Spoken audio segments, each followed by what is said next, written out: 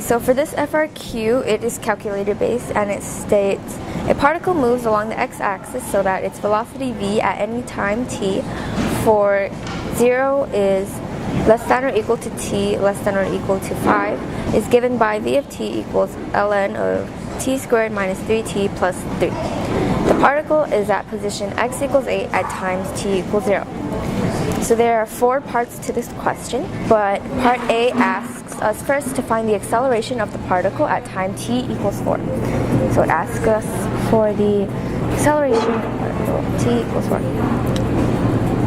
So the way to do that is basically to find the derivative of the velocity equation at t equals 4.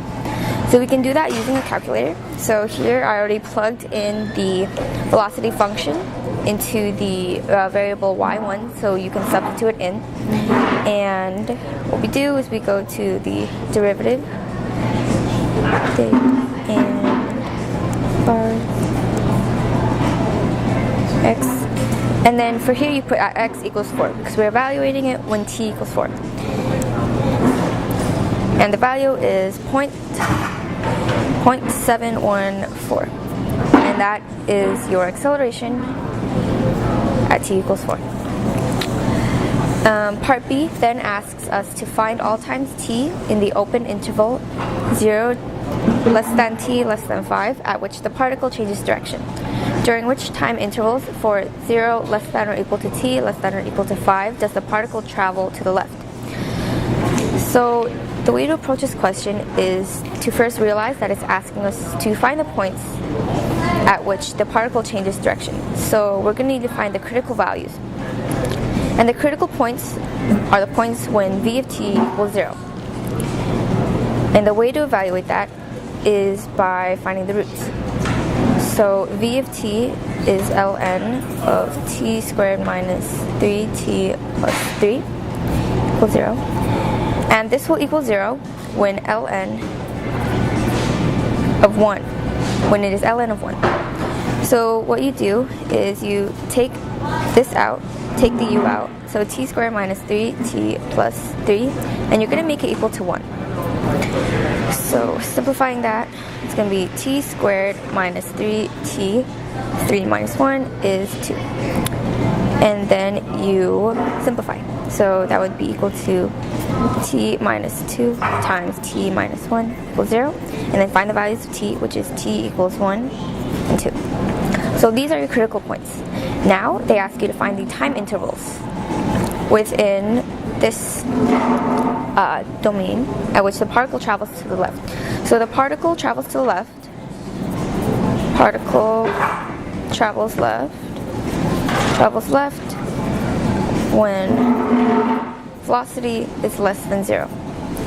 So the way to find that is by doing a number line. So you can do a number line in v of t with your critical point.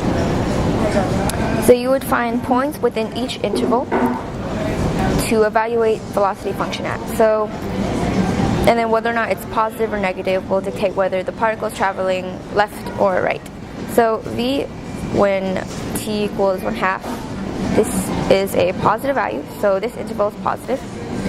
V of 3/2 would be a negative value, so this interval would be negative, and v of 3 would be a positive value, so this interval would be positive.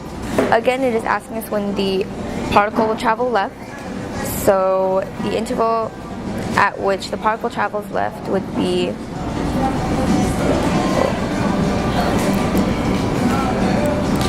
so the particle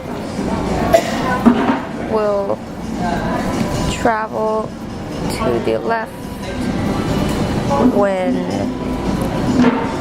1 is less than t less than 2 because v of t is negative on that interval. Okay, so part C asks us to find the position of the particle at time t equals 2. So position would be x at equals 2. So again, we are not given the position function, we are given the velocity function. So the way to calculate this would be to find the integral of the velocity function from 0 to 2. So 2, 0. v of t, dt, and then you would add the value of x of 0, which is given to us as 8. So again, it's already been plugged into the calculator, and all we have to do is find the integral. So from 0 to 2,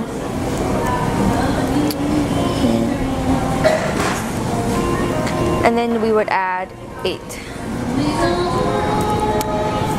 And this will be your position of the particle at time t equals 2. So 3.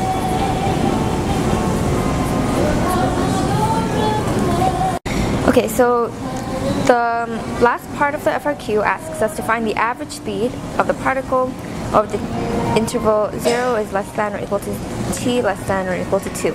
So the equation to find the average something of something is generally 1 over b minus a, and then the integral from a to b of the function.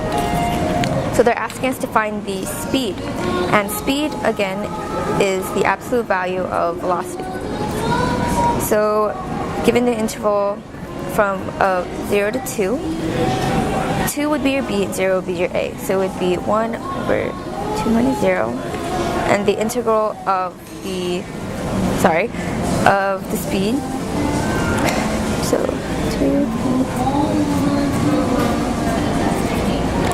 So this would be the equation to find the average speed. And again, all you do is plug into the calculator. So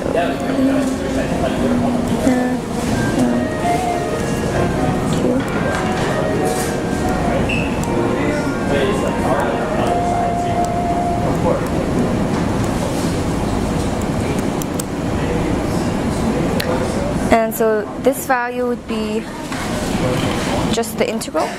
And so now you divide it by 2. And this would be the average speed of the particle over the interval 0 less than or equal to t less than or equal to 2.